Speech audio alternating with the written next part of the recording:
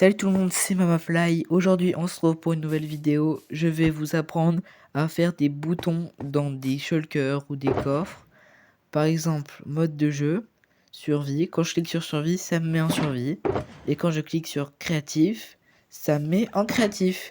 C'est parti, je vais vous montrer. Pour le tuto, il vous faut une shulker, des commandes blocs de chaque type, en faisant /give_s command block, une enclume et un comparateur de redstone. Allez, c'est parti, je vous montre les commandes. Alors, je vous conseille de renommer votre shulker en ce que vous voulez voir en haut de votre interface. Donc moi, j'ai mis distributeur. Comme ça fera ça.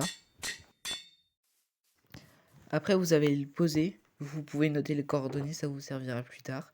Et vous voyez, il y a écrit distributeur comme je vous l'avais dit. Puis, vous allez soit creuser ou soit mettre les command blocks quelque part. Enfin, moi, personnellement, je creuse. Ok, bon, je vous disais, on creuse. Si vous creusez comme moi, faites en sorte qu'il y ait 2 blocs de hauteur. C'est très important. Alors, dans le sens des command blocks, vous allez mettre un command block comme ça, un comparateur de redstone et 3 command blocks qui pointent dans la même direction, donc exactement comme moi. C'est très important. Oui, comme ça, dans la même direction. Puis vous allez placer des shulkers ou les coffres, hein, ce que vous avez mis pour votre distributeur. Exactement dans le même sens. Regarde là, je me reprends.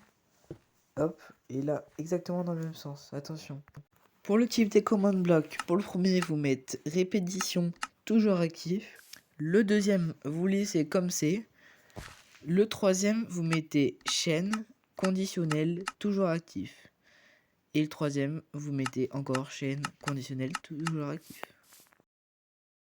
Dans le premier command block, vous allez mettre /test for blocks vague 1, vague 1, vague, et après vous mettez les coordonnées de votre distributeur ou de votre machine.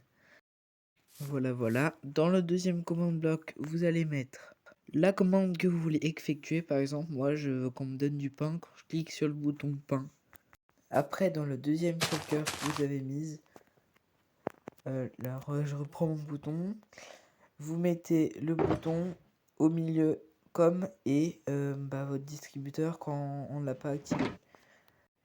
Dans la dernière commande bloc, vous mettez /clone vague 1, vague 1, vague et les coordonnées de votre distributeur. Et la dernière commande, vous mettez /clear @p, le nom de votre bouton. Donc moi j'ai mis bride 0 espace 1. Donc maintenant, comme vous le voyez, quand je prends du pain, quand je clique sur le pain, le bouton pain, ça me donne du pain.